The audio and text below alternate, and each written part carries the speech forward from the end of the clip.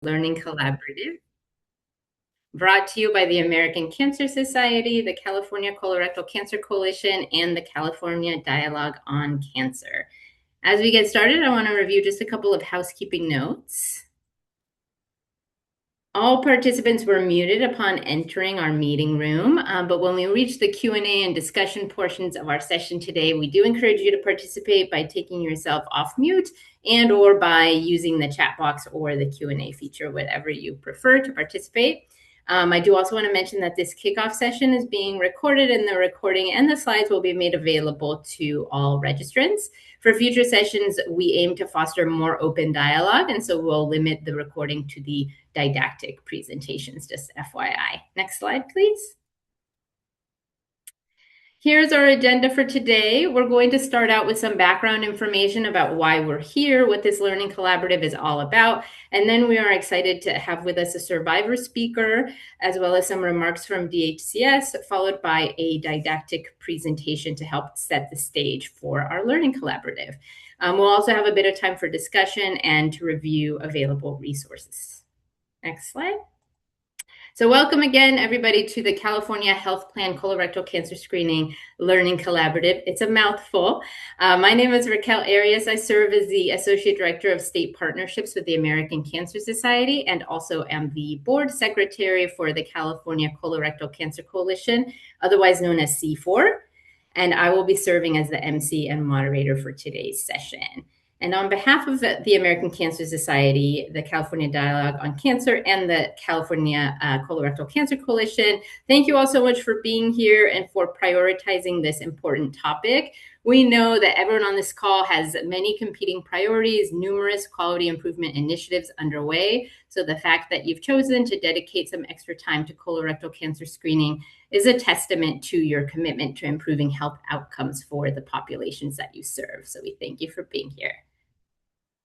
So who is with us today? We are so excited to have 17 health plans registered to participate in this learning collaborative. And from these 17 plans, we have various departments represented, all of which have important roles to play when it comes to advancing colorectal cancer screening. So you'll see some of those roles represented here on this slide. If you click, there you go.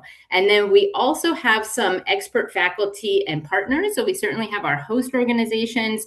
And then I will say that for C4, we actually extended the invitation to all of our board members to be able to join these sessions as subject matter experts. And we also have with us partners from DHCS and Covered California, which helped us promote this learning collaborative opportunity to health plans throughout the state. And to give us an even better sense of who's on the call, we invite you to take a moment now to introduce yourselves in the chat by sharing your name and your role and organization name, so we can get a better idea of exactly who's with us. So let's talk about why we are here today. We expect that there will be over 16,000 new colorectal cancer cases and close to 6,000 colorectal cancer deaths in California this year. Colorectal cancer is now the leading cause of cancer deaths for Americans younger than 50. And colorectal cancer screening offers us the amazing opportunity for both prevention and early detection. So screening can help find colorectal cancer early, of course, when treatment is more likely to be successful. And we know that regular screening can help prevent colorectal cancer by helping doctors find and remove polyps before they turn into cancer. So it's a great tool that we have with screening, but unfortunately, not enough Californians are being screened. So today we'll review some different estimates of that colorectal cancer screening uptake, but we know it's not enough, and rates among Medi-Cal populations are especially low. And we also know that health plans, you all play a very critical role in advancing life-saving colorectal cancer screening. So this is why we decided to pilot this learning collaborative opportunity for California health plans. Next slide, please. So this is what it's all about. This is a statewide learning collaborative to support you, California health plans, with improving colorectal cancer screening rates among your membership. We're seeking to build knowledge and capacity among health plan teams. So we'll be hosting 7 virtual sessions from now until April 2027. The sessions will include expert presentations, health plan case studies, and facilitated discussion. So this being our kickoff session, we don't have a health plan case study planned for today, but future sessions will absolutely have those health plan case studies. And the Learning Collaborative content is geared primarily toward Medi-Cal managed care plans, just with our interest in supporting efforts to increase screening rates among Medi-Cal beneficiaries. And we also wanted to support Medi-Cal managed care plans, given that the CRC screening measure is being newly held to MPL this year. But this content is absolutely relevant, and our Learning Collaborative is open to all health plans in California across all product lines. And the participants are all, like we saw on the other slide, lots of different roles, all the health plan team members that have a role to play in advancing colorectal cancer screening. All of the registered health plans have a QI lead or 2 QI leads as primary contacts for us, but we invited them to share the invitation with their colleagues widely. And we're excited to have a great turnout today. And then I did want to mention part of our Learning Collaborative is optional individualized technical assistance from the organizers, from ACS, C4, and CDOC. We do not have specific QI deliverables for this Learning Collaborative. That might be version 2.0, depending on your feedback. But if your health plan is interested in individualized technical assistance from the organizers, we are certainly here for you. And just so that you know who we mean by we, I'd like to introduce our planning committee here. So these are the folks that plan this Learning Collaborative and the group that's available to provide that technical assistance, pulling in other subject matter experts as needed. So there's Bridget Freely and I from the American Cancer Society. Bridget and I work with health plans throughout the state, so I know a lot of you are already connected to one of us. And then special thanks to Margaret Hitchcock, president of the California Colorectal Cancer Coalition, and Stoney Anderson, past president, Dr. Stoney Anderson, past president of C4, for all of your leadership to make this Learning Collaborative a reality. And of course, huge thanks to our team from the California Department of Public Health Comprehensive Cancer Control Program, which administers our state's cancer coalition, the California Dialogue on Cancer, or CDOC. And you see our Learning Collaborative objectives here. So ultimately, we want to support you all as you apply evidence-based strategies to improve colorectal cancer screening among your members. And to do that, we have some content planned around improving and leveraging available data, population-based outreach, member engagement, provider engagement, improving follow-up after abnormal screening results.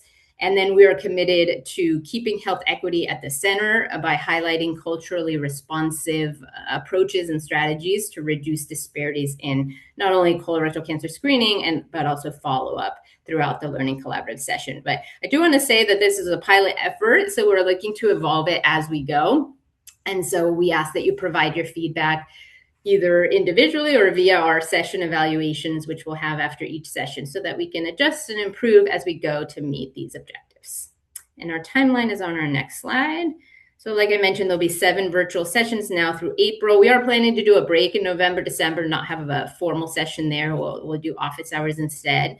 And I did want to call out for our QI leads that the baseline survey is due on September 15th. This is something, again, just that we're asking the QI leads to do. And it's pretty simple. We're just asking for measurement year 2025 colorectal cancer screening rates for 1 or more product lines, and then some questions about the interventions that your plan has implemented, is implementing, or plans to implement this year. Okay, so before we dive into the colorectal cancer screening landscape and improvement strategies, we wanted to start with a reminder of why this work matters. Data and quality measures are important, but ultimately this work is about people and families. So I am honored to introduce our survivor speaker, Meredith Huter, who has graciously agreed to share her personal experience and perspective with us today.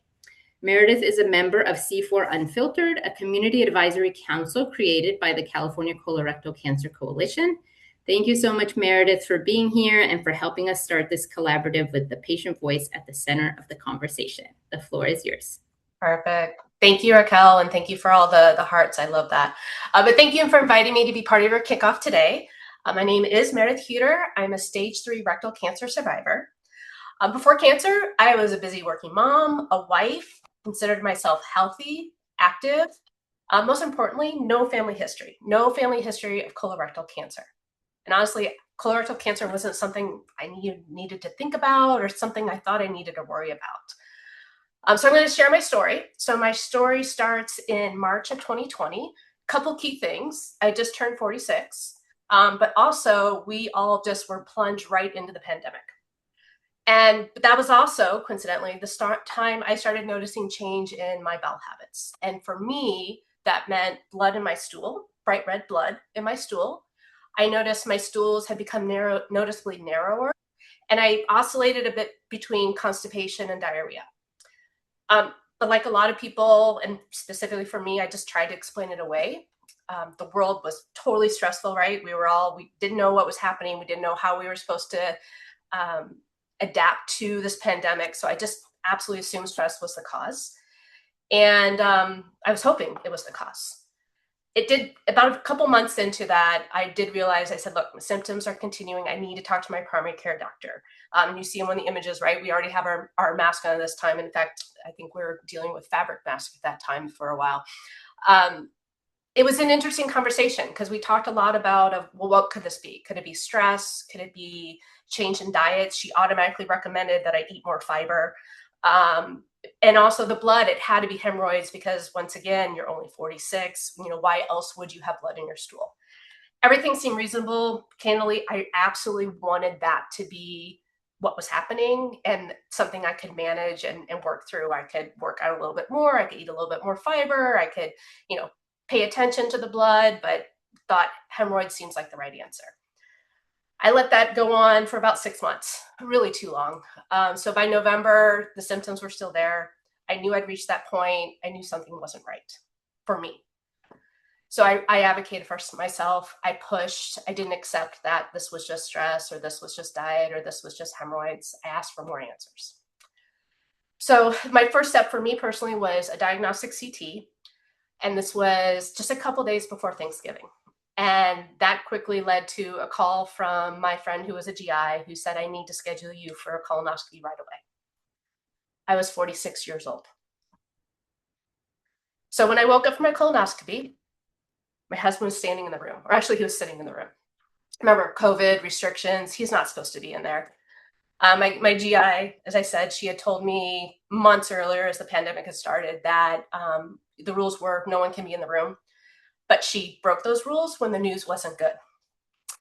So for me, I knew before anyone said anything. I absolutely knew. And then as she was holding my hand, I heard her say the words, "You have cancer." So for me, remember, I was 46. Routine colorectal cancer screening for someone like me, average risk, no family history, it wasn't going to be part of the plan. It wasn't supposed to start until the age of 50. But I know how important it is. And Raquel, thank you so much for sharing those statistics at the beginning of the presentation, because it is colorectal cancer is now the leading cause of cancer-related death for Americans under 50, both men and women combined. I don't know what would have happened if I'd been screened earlier or if someone had listened to my symptoms earlier. And I think about that a lot. Because for me, my treatment story was all of 2021. We have in our house, we have a guest room, and we now call it the sick room. And that's where I stayed for all of 2021. And it's really important in our family, we talk about that I wanted my family to sleep even when I couldn't. And so that became kind of my place I lived for most of 2021. My treatment plan, I did go for a second opinion. That's something I always ask everyone to do, always get a second opinion. But what we ended up landing on was 28 days of chemoradiation. And then I followed that with 6 months of FOLFOX chemotherapy. Couple things, chemoradiation, I was flying through it, thought it was great. Oh my gosh, slow burn, no pun intended. It's a slow burn. And that last week and then the couple weeks after was probably the worst part of my whole treatment plan. FOLFOX was a whole nother animal for anyone who has gone through chemotherapy, has loved ones who have gone through chemotherapy. We all have different reaction side effects and always have to constantly manage that. And it doesn't stop at the end of chemotherapy. It actually, for the type of chemotherapy I had, neuropathy is one of the major side effects, and it actually escalates for quite a few months afterwards. And there's a lot of management that you have to do then and still continue to do. As I talked about my sick room, my treatment was wearing a pump to deliver the therapy. And my son at the time was 10 years old.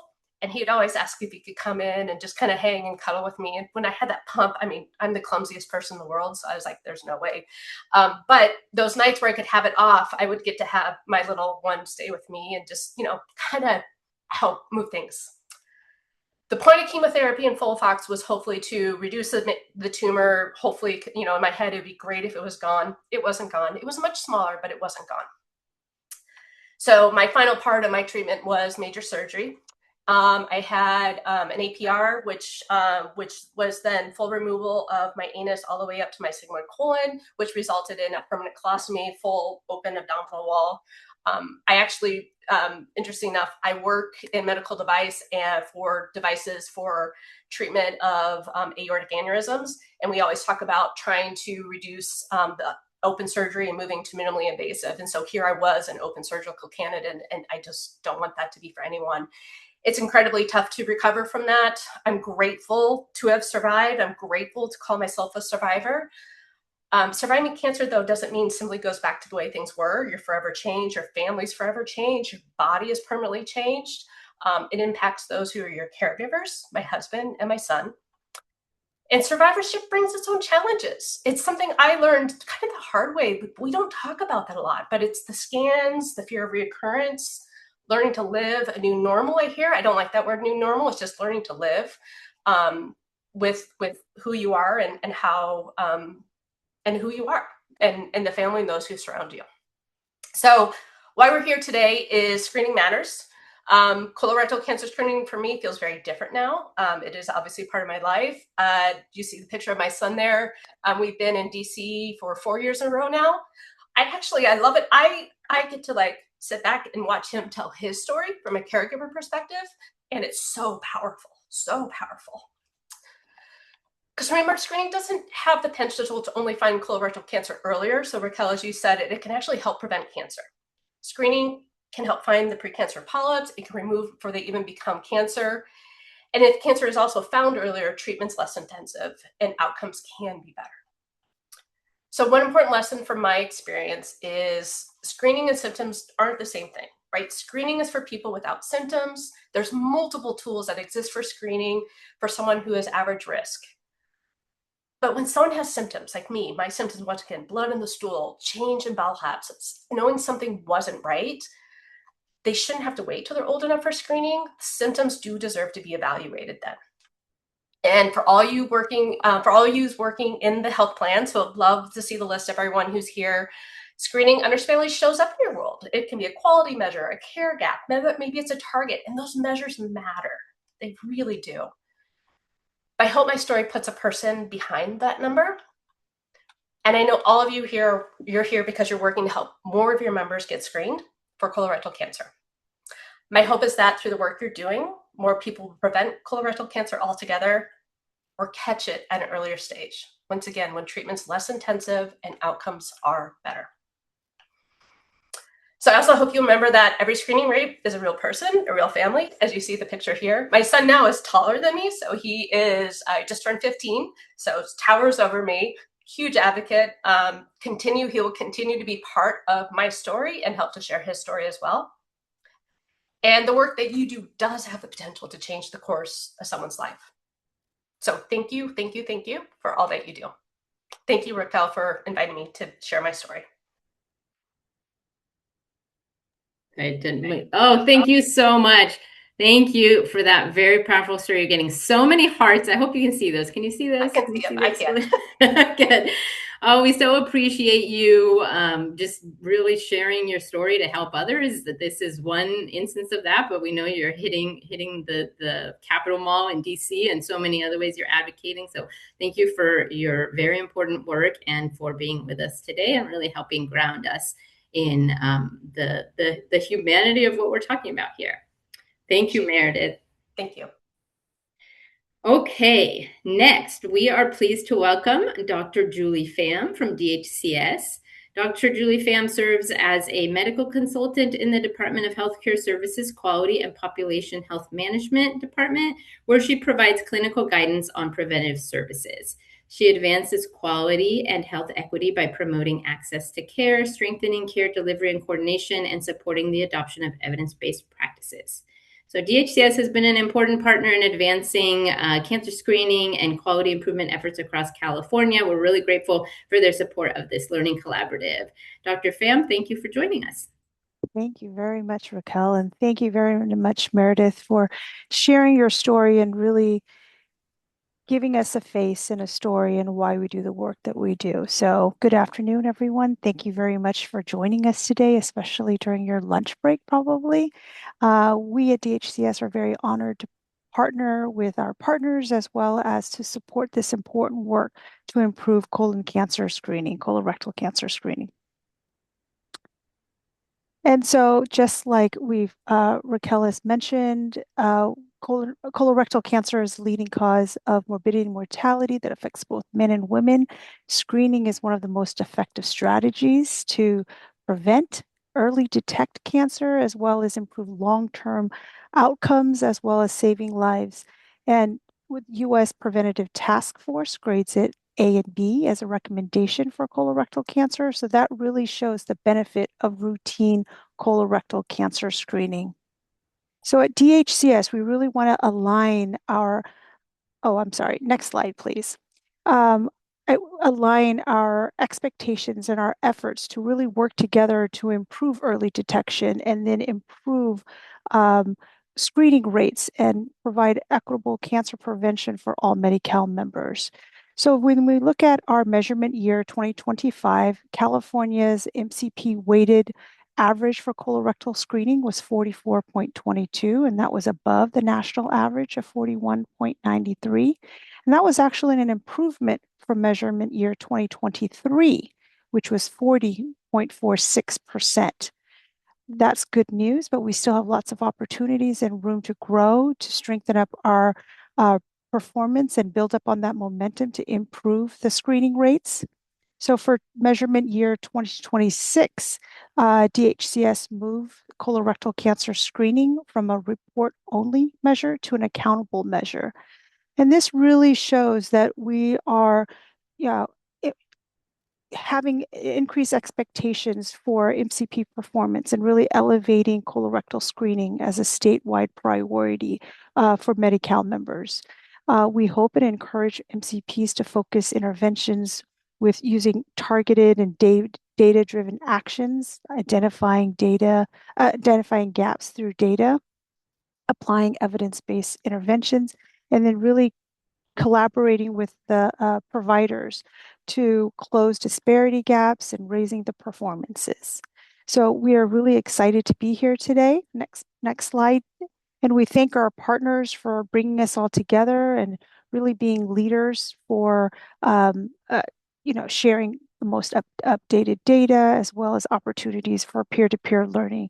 And to all the MCPs, we thank you for your dedication and hard work and really committed to delivering high quality screening, which makes a big difference for Medi-Cal members. So we're really excited to be here and learn with you during this learning collaborative. So thank you very much.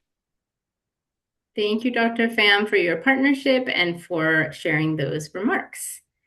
Okay, we're now going to shift into the main educational portion of today's session. So it's my pleasure to introduce Dr. T.R. Levin, Vice President of C4 and the Clinical Lead for Colorectal Cancer Screening at the Permanente Medical Group, as well as Associate Director for Cancer Research at the Kaiser Permanente Division of Research.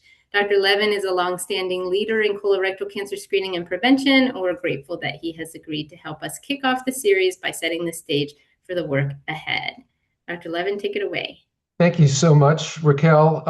First of all, that presentation from Meredith was absolutely inspiring and really drives home exactly what we're about and why we're doing this work. And also looking at the list of who's signed up today, who's attending. Many of you could give this talk, so hopefully I'll still have an opportunity to teach you a thing or two. And as we kind of review all this, we can go to the next slide. I'd like to overview colorectal cancer burden. We've heard a little bit about this. And we also heard a little bit about Medi-Cal performance, so I'll briefly cover that. Very brief review of screening modalities. Also want to emphasize and reinforce the need for follow-up after non-invasive tests are done. This is a new measure from HEDIS that is coming into place next year for measurement year 2027. There's an important role that health plans have to play, and we'll talk about that for a bit, and also look at what works, what is actually beneficial. Go to the next slide. So talking about the colon cancer burden, we'll go to the next slide. You can see that there's a substantial proportion of colorectal cancers that occur in people from 49 and younger, 16%. And that's rising, and we'll show some graphs about that a little later. But it's also important not to lose sight of the fact that it also occurs in older ages and definitely does occur more frequently in people over 65. Likewise, people are dying even at young ages, and it's very important to be aware of that and raise awareness about symptoms. I think that's one of the crucial facts. And also, we're starting screening now at 45, and we'll talk a little bit about that as well. Also, but still, the majority of colorectal cancer deaths are in older years. So we don't want to, I don't want to say overemphasize the younger folks. We definitely need to be aware and raise awareness, but we should not lose sight of what's happening with older folks as well, and make sure everyone's getting a chance to get screened. Go to the next slide. If you look at these graphs, this is trends in colorectal cancer incidence by age and stage of diagnosis. On most of the versions of this graph, you see that the trend is downward. However, there's a little bit of an increase recently of regional spread disease among the 50 to 64, but most of the trend is downward, except for the people who are 20 to 49 years of age, where we're seeing an increase in localized, regional, and distant spread disease. And this is, definitely a concern, and one of the reasons why we've lowered the screening age to 45. But still, there's a need for people in their 20s and 30s to not be ignored when they have symptoms. We'll go to the next slide. Also, in terms of colorectal cancer incidence by age and tumor subsite, we are starting to see, especially among the younger folks, an increase in rectal cancers and more distal colon and sigmoid colon. That's where the majority of the increase is occurring. Likewise, also in the 50 to 64-year-old age groups. So it's really the distant colon cancers. And this is actually the area of the colon that the FIT test is most sensitive for. We'll talk a little bit more about that. We'll go to the next slide. Also, you see that early age onset disease, the 20 to 49-year-olds, they are much more likely to have regional spread disease or distant spread disease compared to some of the older folks who are more likely to have more localized disease. Although they're kind of, and also in terms of race and ethnicity, our American Indian and Alaska Natives are kind of sort of one of our leading categories of folks that are having a lot of disease, and particularly distant spread and much less localized disease. We'll go to the next slide. And then just overall incidence, really the leading group for cancer incidence, colorectal cancer incident, is the American Indian Alaska Native population. We also see some higher incidence in African American, Black patients as well. And really the groups that are high rates of screening, like our white population, has a little lower rates, and also the Asian Americans and Native Hawaiians and Pacific Islanders. Go to the next slide. And in terms of being up to date with screening, the groups, how people do the screening, there's kind of a low, this is national data, but there's kind of a low prevalence of stool test use, sort of somewhere between 19 and 15% of people are screened that way. The majority of people are still screened with colonoscopy, but people up to date with screening, it's really kind of hit a plateau and has kind of stayed there for several years at 66%.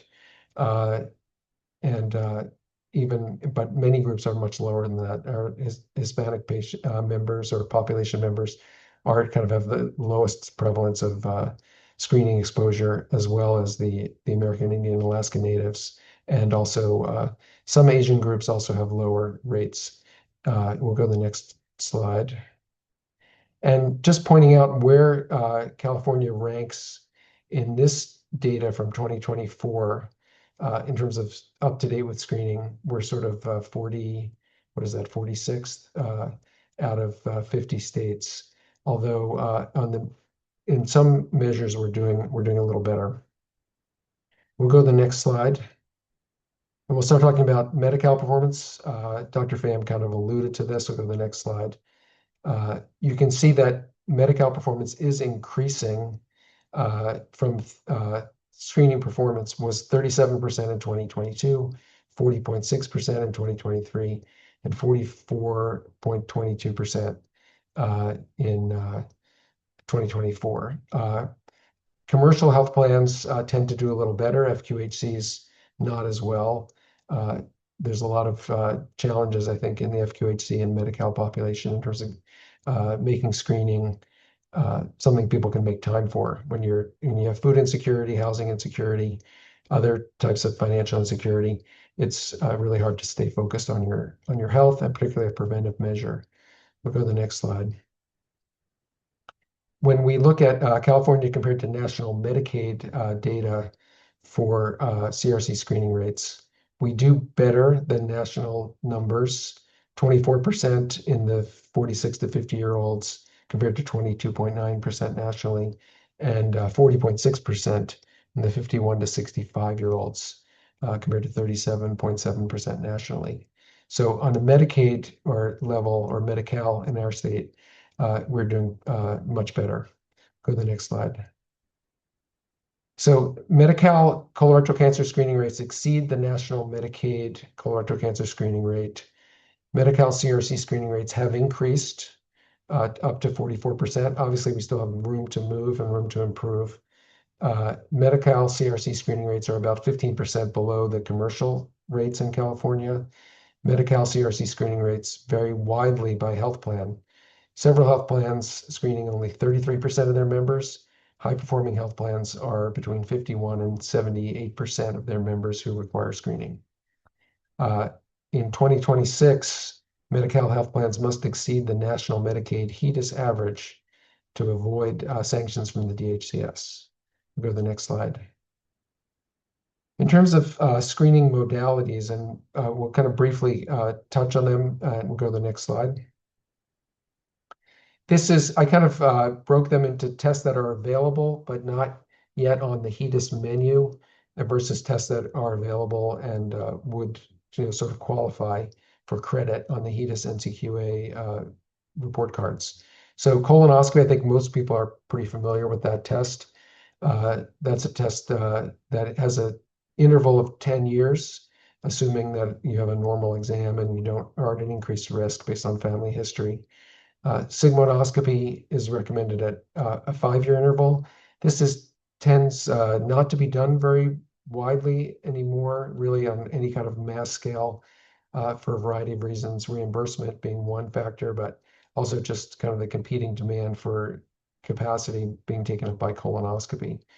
Fecal immunochemical tests and/or high sensitivity fecal alcohol blood tests. These are very useful. They can be delivered on a large scale, mass scale by mail. It does require some organization and planning and some oversight, but you can achieve high screening rates with that test. The multi-target stool DNA, currently known as Cologuard, and also its newer version, which is kind of replacing the existing Cologuard, is called Cologuard Plus. Cologuard Plus is a little more sensitive and somewhat more specific than the standard Cologuard.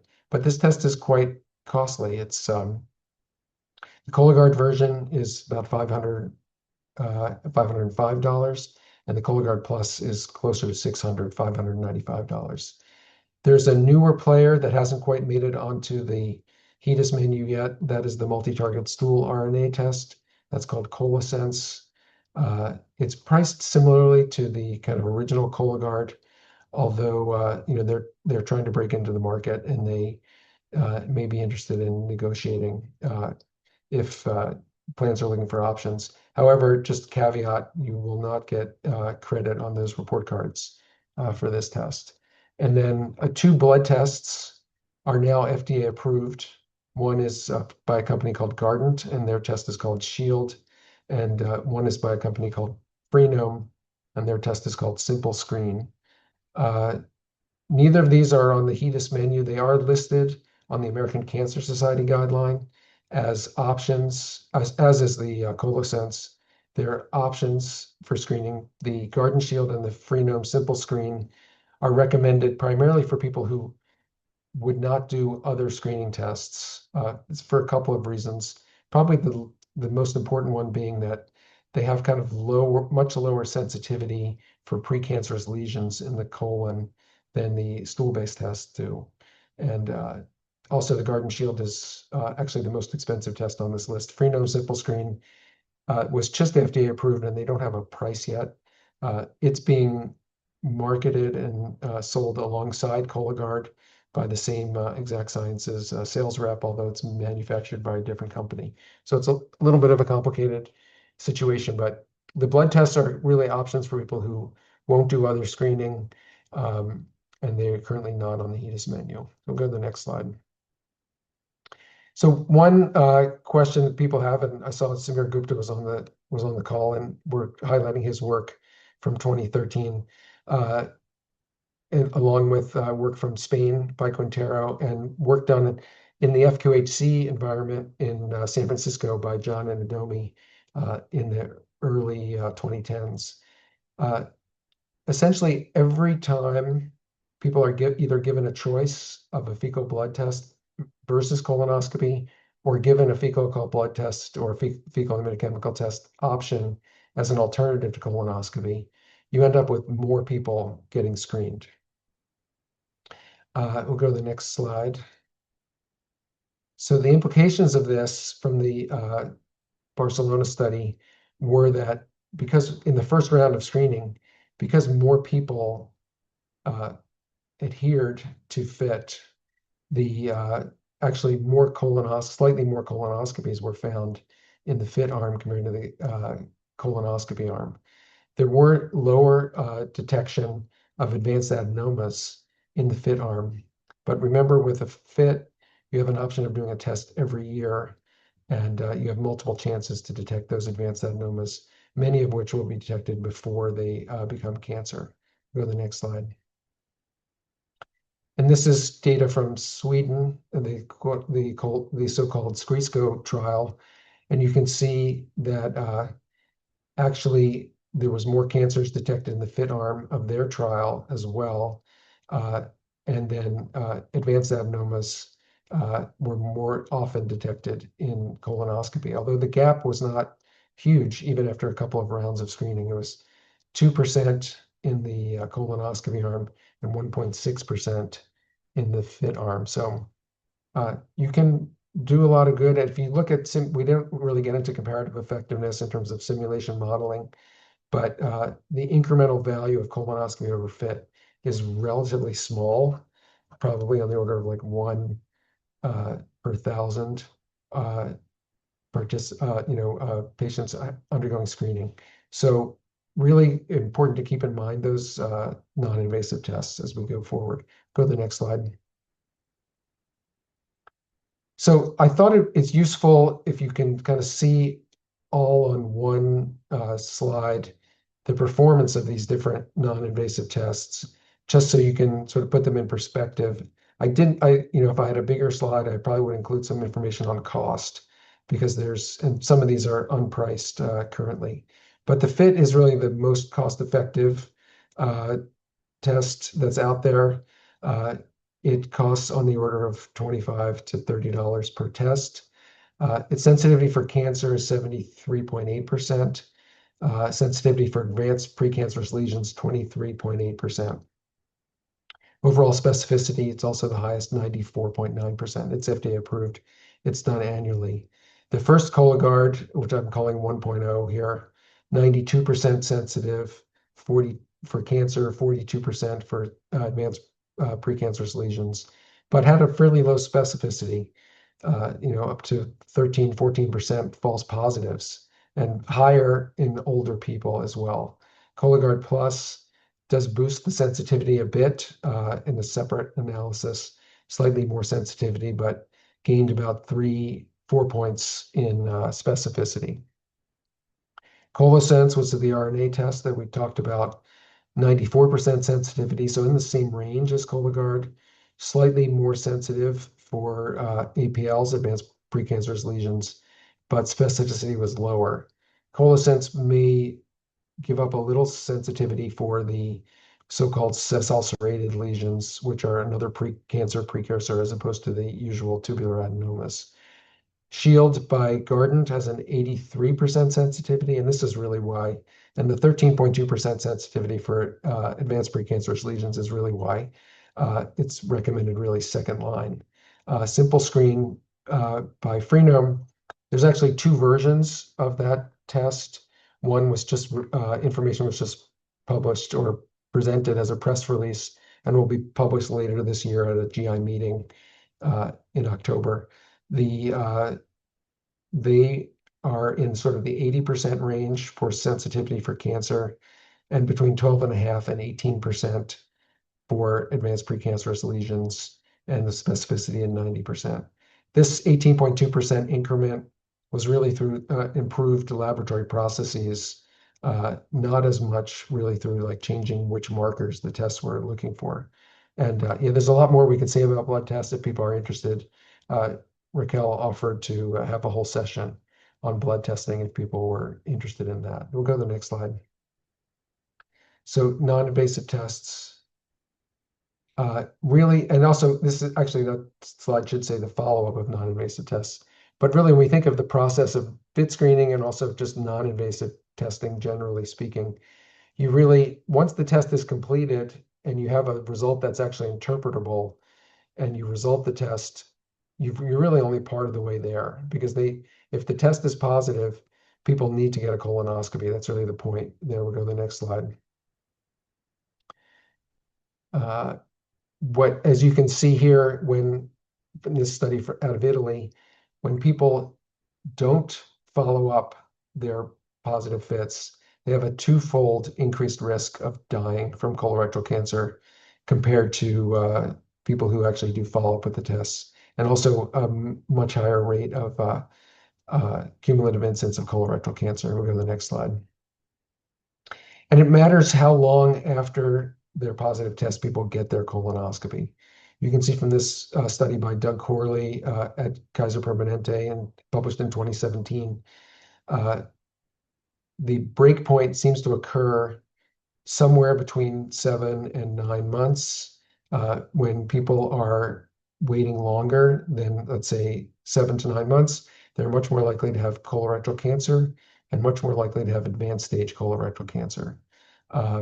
So that's really why, that's the basis for a recommendation to really try and get the follow-up done within 6 months, if at all possible. Go to the next slide. And this is data from the AMGA, looking at 39 health plans and looking over a period of years. Obviously, 2020 was kind of an anomalous year. There was much lower rates of follow-up that year, but even in sort of our best years, 2018 or 2019, still less than 60% of people with a positive non-invasive test end up getting a colonoscopy. And there's lots of reasons for this, and I'd be happy to talk about it during the Q&A if people would like. We'll go to the next slide. At Kaiser Permanente, we do a lot of FIT screening. It's one of the reasons why we have such high screening rates. And it's very important and we've identified early on that it was really important to get people followed up. So we implemented a number of processes. We have a very delineated process of how the policies for follow-up after a positive FIT, both with primary care physicians making referrals, as well as gastroenterology departments having clear ownership over the follow-up as well, and knowing who is on the list of people with a positive non-invasive test, so who needs to be contacted. Even still, you can, after 2 to 4 attempts to contact patients, and sending certified letters if people don't respond. you still end up with some people who don't get their colonoscopy. We'll go to the next slide. What we've shown, this was data up through 2016, and with each one of those interventions that were implemented in the further follow-up, we did manage to improve the follow-up up to the 85% range. Still not 100%. I think it's realistic to think everyone with a positive FIT will get a colonoscopy, but for lots of reasons, people have health issues that arise that kind of prevent them from getting the colonoscopy. But you can definitely see with a systematic approach, you can get improved follow-up. We'll go to the next slide. So what's the role of health plans? I mean, you folks understand the population that's being served.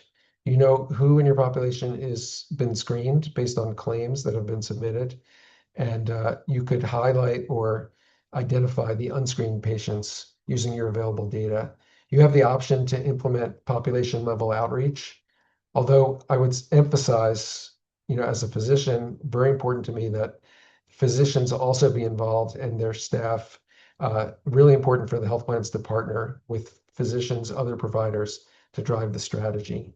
And also really important for you to support the follow-up of abnormal tests. We'll go to the next slide. We're just about ready to kind of wind down. In terms of what works, definitely organized screening, where all eligible patients are invited for screening, regardless of whether they actually come in for a visit. I think that's so important, and that's really where the non-invasive tests have an important role. For our populations with lower screening rates, like our African Americans, Hispanic, and American Indian Alaska Natives, really important for a personal touch to also be linked with that mailed outreach. Outreach using non-invasive tests to those not screened by colonoscopy, very important, whether by mail, sent by UPS, outreach through telehealth. Patient navigation is also especially important among marginalized communities. It doesn't have to be like a dedicated patient navigator. It could be a medical assistant, could be a scheduler, community health workers, promotoras, lay health advisors, and really important to get buy-in from your gastroenterologists for the follow-up colonoscopies, because they're the ones that actually have to deliver that test.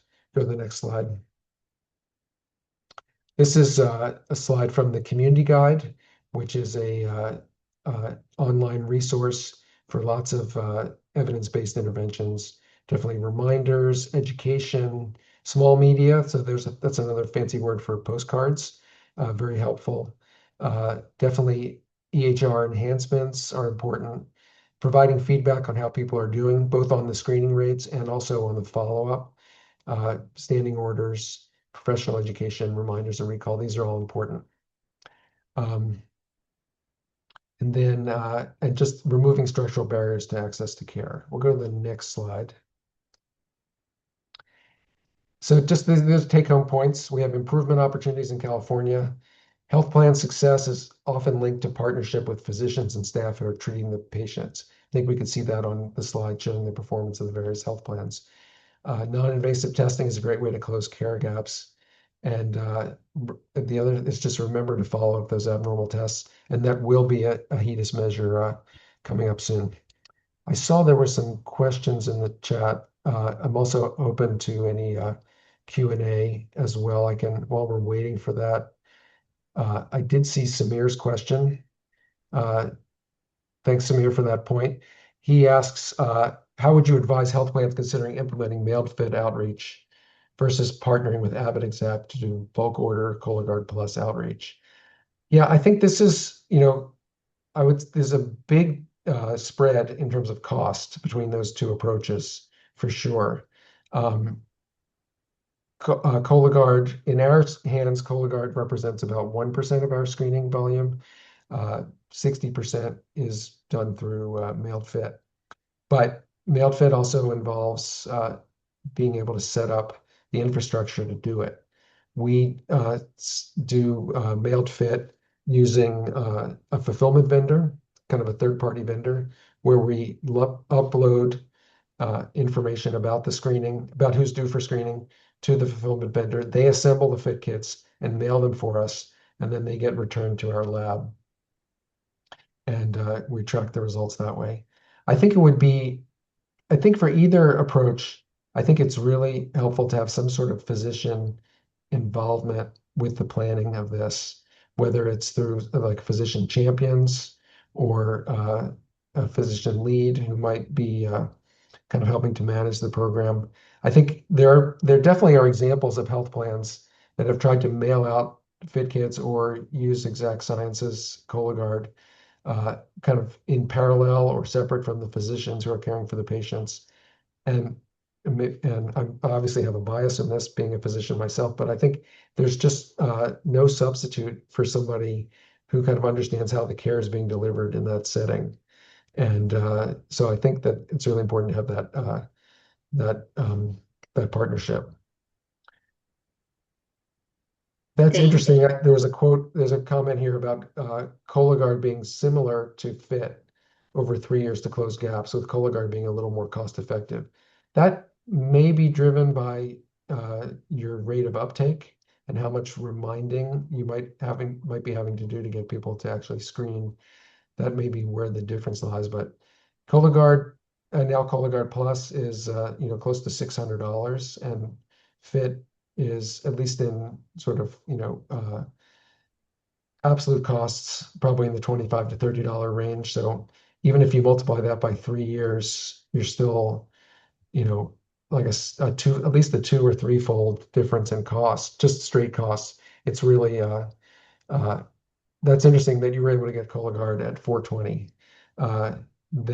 That's probably, I think they are using kind of reduced rates for FQHCs and Medi-Cal health plans, different than the commercial plans.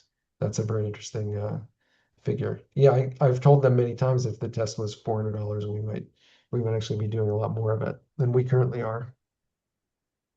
Thank you. I'm so glad to hear there's interest in this topic, because this is our plan for the October session, is to dive into the mailed and bulk outreach. Let's see.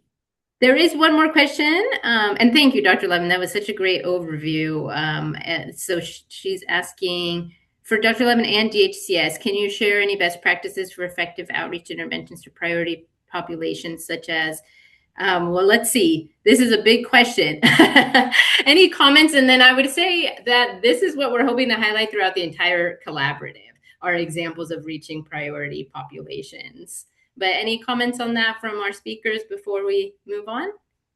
I mean, we have done different things. Obviously, having concordance on race or ethnicity with the people doing the outreach is often a really effective strategy. People don't have to be,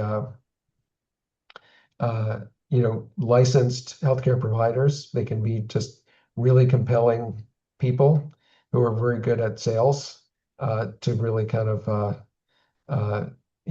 make sure that people understand the value to them. Really connecting on a personal level, I think, is so important, and really recognizing people as potential screening patients as people, as humans. Yes. Okay, so just in the interest of time, since we're running out, there's one more question from Dr. Gupta, Samir Gupta, if you want to give some comments on that in the chat. But we're going to move on. We're not going to do this discussion question, but I did just want to show, we asked you all when you were registering what you were hoping to gain from participating in this learning collaborative. And these are some of the responses that we got. But we want to certainly impress upon all of you that those evaluations are where you can let us know the types of things that you want to hear about in future sessions. So we will be sharing that at the end of our time today. Next slide. And I'm going to hand it over to my ACS colleague, Bridget Freely, to run us through a couple of resources in the resource hub that we have established for this learning collaborative. Thank you so much, Raquel. I'll run through this pretty quickly, but I just wanted to take a few moments to share some great resources from the American Cancer Society and also our National Colorectal Cancer Roundtable that will hopefully help you with your colorectal cancer screening work. The two resources outlined in the slide right here are related to quality improvement. We have our QI manual, which just provides detailed steps on how to go through a quality improvement project with sample resources, as well as our evidence-based intervention guide, which goes over recommended interventions for different cancer screenings. And I've included a few recommended ones here. I know Dr. Levin also shared these in his presentation. We can go to the next slide.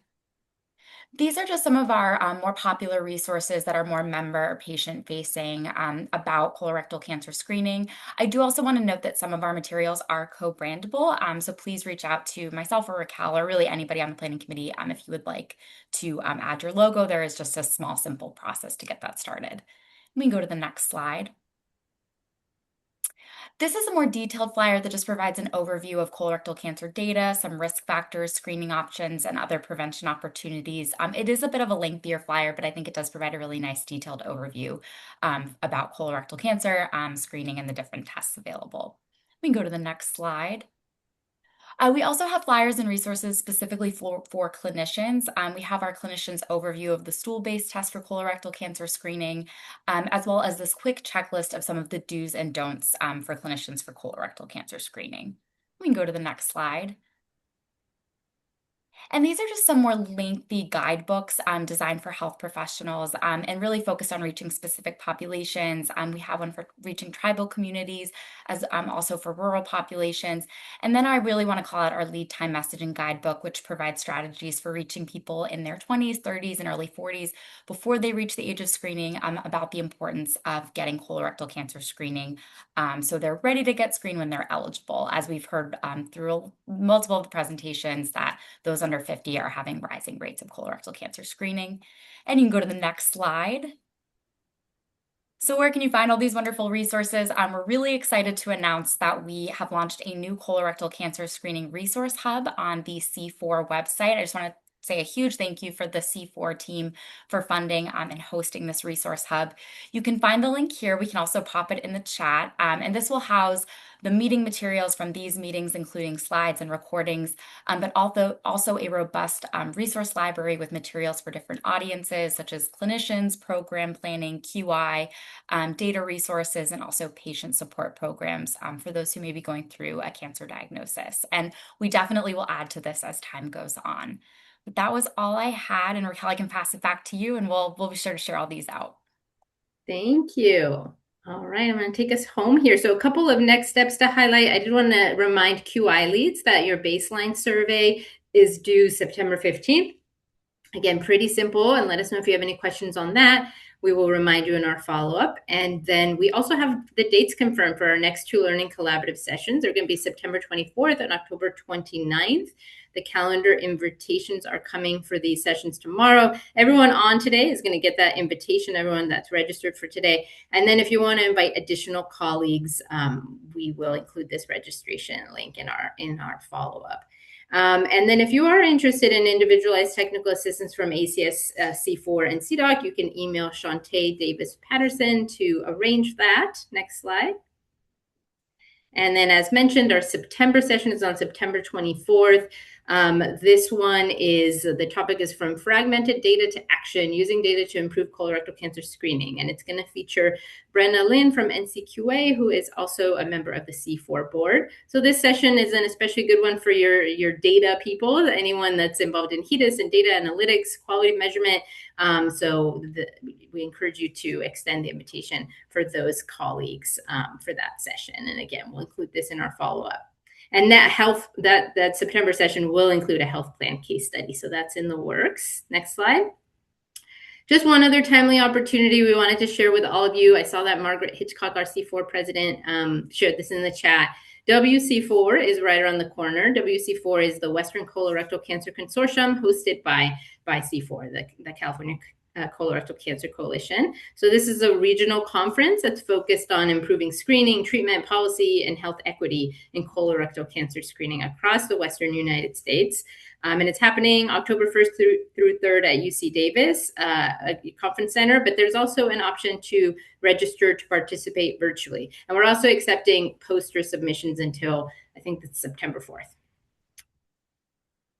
Okay, and with that, I wanted to say thank you to our planning committee, thank you to our amazing speakers, and to all of you for joining us today and for joining this learning collaborative and for all of your work to advance colorectal cancer screening. Please be sure to complete our session evaluation before you go on with the rest of your day, and we will see you all back here on September 24th. Have a good one.